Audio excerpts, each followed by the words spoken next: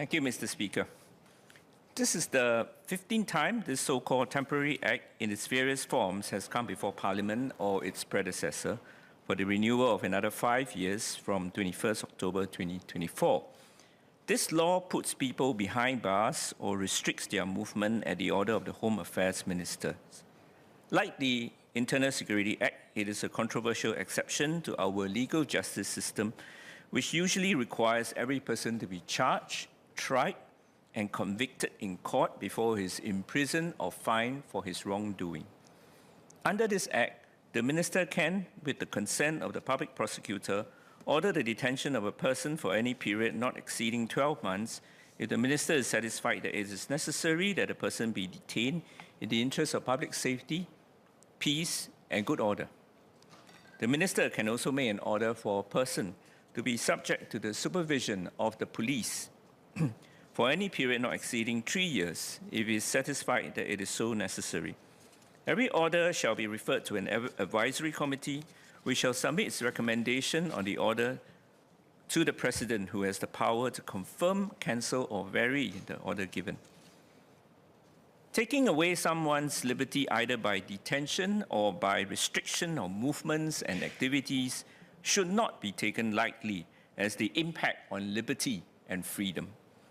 Time limits for detention and supervision should also be viewed from the perspective that each order can be reviewed annually with the agreement of the President and at the recommendation of an advisory committee and on the advice of the Cabinet. Mr. Speaker, in past renewals of the Act, there were members who have spoken up about their concerns about the undesirable aspects of the Act and have asked the government when we can finally do away with this Act. I'm glad that we are here today to debate the extension of the Act for another 5 years, and not more than that. In the past, some members have even suggested that the bill should not be a temporary one, but should be converted to a permanent one. I certainly cannot agree with that.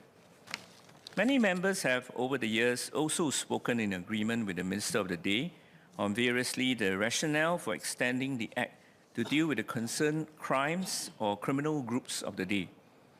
I read from ministers and MPs' speeches in the Hansard that this range from secret societies, gangsterism, drug trafficking, murders, extortion and protection rackets, to, in more recent years, money laundering, loan shark syndicates, organized crimes, and global match fixing.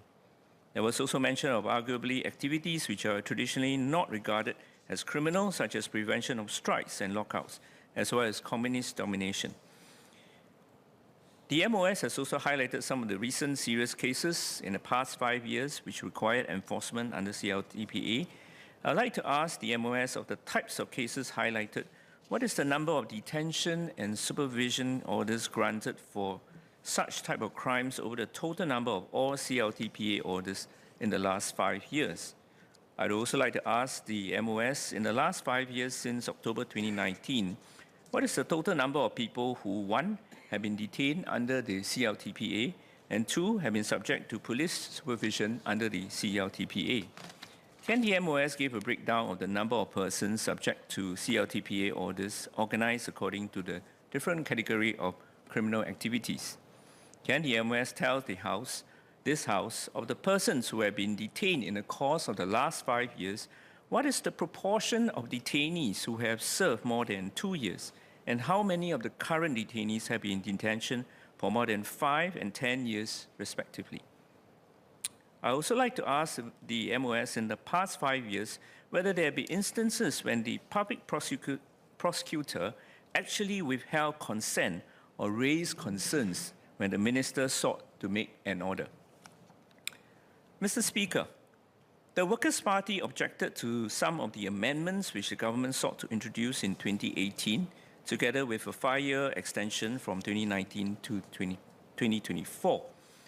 Among other things, in 2018, the Workers' Party had expressed concern with the finality clause in the amended Section 30 of the present Act under the then Clause 3 of the Amendment Bill, which made the decisions of the Minister on detention and supervision to be final, the insertion of the 4th schedule, which may allow ministers to bypass answering questions such as whether a case is serious enough to justify detention, or why it is not possible to prosecute these persons in court, and also expanding the minister's powers to police criminal activities overseas. In today's second reading, the government is asking for a 5-year extension of the Act, and no amendment of the current Act is being proposed. I confirm that the Workers' Party objections and reservations to some of the amendments raised in 2018 remain. However, we are in cautious support for the proposed 5-year extension today, subject to the government's explanation for the authorities' use of the CLTPA in the past 5 years and justifications for an extension of a further 5 years. Mr. Speaker, as the Honourable Ms. Sylvia Lim had articulated in the 2018 debate about the Workers' Party's support for renewals of the Act prior to 2018, the Workers' Party she said that the Workers' Party has accepted the uncomfortable compromise that this law entails on the constitutional rights to freedom, and that we did not delight in taking such a position, but did so with a heavy heart. Mr. Speaker, in 2018, the Minister, in justifying for an extension of the Act in the second reading speech, raised examples of CLTPA being used against gangs, unlicensed money lenders, drug syndicates, and global match-fixing syndicates in the years before that. He mentioned of victims being unwilling or unable to identify attackers. He also mentioned of victims or drug couriers unwilling to testify in court for fear of reprisals.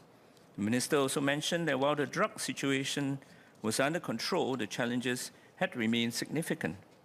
In MHS press release dated 7 March 2024, in respect of the first reading of today's bill, it was stated that the Act is, I quote, an essential legal instrument for the police so that they can act effectively against secret societies and criminal syndicates, such as money lending and drug trafficking syndicates, where prosecution is not viable because witnesses are unwilling to testify in open court for fear of reprisal. MHA stated that since 2019, the Act has been used to detain or place under supervision persons heavily involved in secret society activities and leaders of organized crime syndicates such as an overseas licensed money lending syndicate. The same release also provided 4 recent cases of CLTPA recent enforcement, all involving gangs and witnesses refusing to give evidence for fear of reprisal. The MOS has also briefly touched on this in his speech. Indeed, the scenario shared by the Minister then and the MOS today are not new, and CLTPA has been used in such cases relating to crime and drug syndicates and gangs for a long time, and they would often involve fear of witnesses testifying in court for fear of reprisals. Looking at the explanations given in the cases mentioned by the ministers in recent second reading speeches, I do wonder whether the government will require further extensions of the Act as long as criminal activities such as gangs, drug and crime syndicates, unlicensed money lending, etc., continue to persist, especially coupled with possible intimidation of witnesses. I'd like to ask whether MHS has also looked at other crime control or enforcement methods or models to deal with the specified criminal activities of gangs, drugs, and crime syndicates and unlicensed money lending, and to work around witness intimidation issues. How has SPF utilized the technological advances and deployment of technology in the police force? For example, use of cameras at an unprecedented scale these days to keep these crimes problems under control. Indeed, with the increased use of technology by our SPF and also the development of SPF over the years, will advances in our policing methods as well as technological advances help to control the age-old problems of gangs and crime syndicates and mitigate against the age-old problem of witnesses not coming forth to testify? Mr. Speaker, even as the crime situation in Singapore may have been evolving and still does, it is difficult to deny that we have come very far in our crime situation since almost 70 years ago when this temporary act was first introduced. In recent years, we have also received assurances from Minister that the number of detainees under the CLTPA have been declining. As we review the need for a renewal of the CLTPA today, for the next 5 years. I would therefore like to ask the MOS what would be the conditions or goals, the attainment of which may grant confidence to our government to consider not seeking further extensions in future. Over time, other MPs have also asked the question essentially of when we will be ready to do away with the Act. The current Minister of Home Affairs has asked a similar question even back in 1989. The then Home Affairs Ministers answered as follows, and I quote, Mr. Shanmugam asked, when can we do away with it?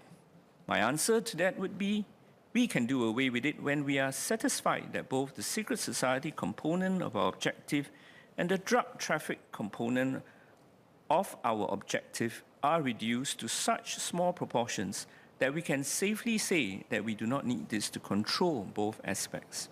The minister then went on to elaborate on his views. Almost 35 years on, I look forward to the current minister's answer and update. Mr. Speaker, subject to the replies to the questions and clarifications to my queries and concerns, the Workers' Party support the extension of the Act.